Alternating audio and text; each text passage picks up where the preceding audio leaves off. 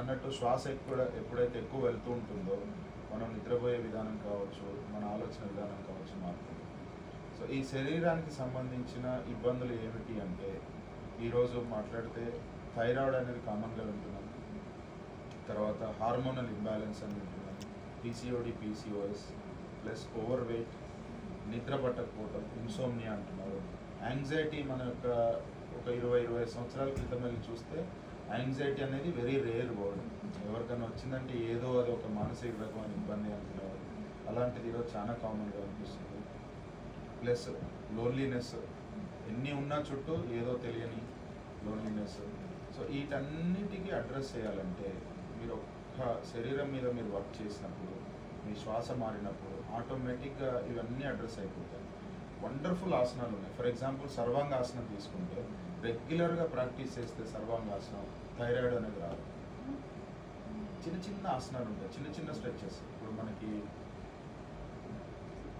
మనకి బటర్ఫ్లై అంటారు, తిత్లీ ఆసనం అంటారు. ఈ ఆసనం చేస్తే మనిషి యొక్క నిద్ర క్వాలిటీ మారుతుంది. ఎన్ని గంటలు పడుకున్నాం అని కాదు, ఎంత డెప్త్లో ఉన్నాం అనేది ఇంపార్టెంట్.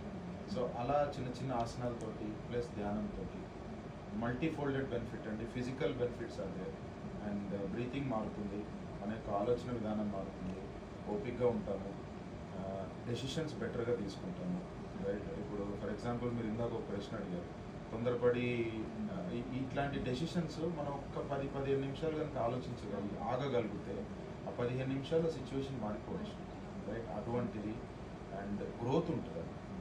లైఫ్ యొక్క మనిషి గ్రోత్ ఎలా అంటే కష్టపడుతున్నాను, ఆనందంగా గ్రో అవుతాం. ఫైనాన్షియల్ సిచ్యువేషన్స్ మారచ్చు. ప్లస్ ఆఫీస్లో వర్క్ చేసే వాళ్ళకి కూడా చెప్తుంటాను, నేను ఆఫీస్లో ఉన్నప్పుడు చేపించాను మెడిటేషన్, ప్రాణాయామాలు. కాన్ఫరెన్స్ రూమ్లో ఉన్నప్పుడు గ్రోత్ అనేది ఎట్లానంటే చాలా హ్యాపీగా వస్తుంటుంది. సో మనం మన చుట్టూ పరిస్థితుల్ని మార్చుకోగలుగుతాము. ప్లస్ ధైర్యం ఉంటుందండి, చిన్న చిన్న వాటికి భయపడము, ఈ నెగిటివ్ ఎమోషన్స్ని బయటకు వెళ్తుంటాము. ఇలా చెప్తూ వెళ్ళొచ్చు, చాలా బెనిఫిట్స్ ఉన్నాయి. But these are some benefits like physical, breath and mental. Thank you so much అండి. సో చూసారు కదా, యోగాకి సంబంధించి చాలా చాలా చాలా బెనిఫిట్స్ ఉంటాయి. సో యోగాని మీరు కూడా అంటే చిన్నగా మెల్లగా స్టార్ట్ చేస్తూ ఉండండి. యోగాని ప్రాక్టీస్ చేయండి, మంచిగా మన ఆరోగ్యం కోసం మనమే ముందడుగు వేయాలి. సో యోగాని తప్పకుండా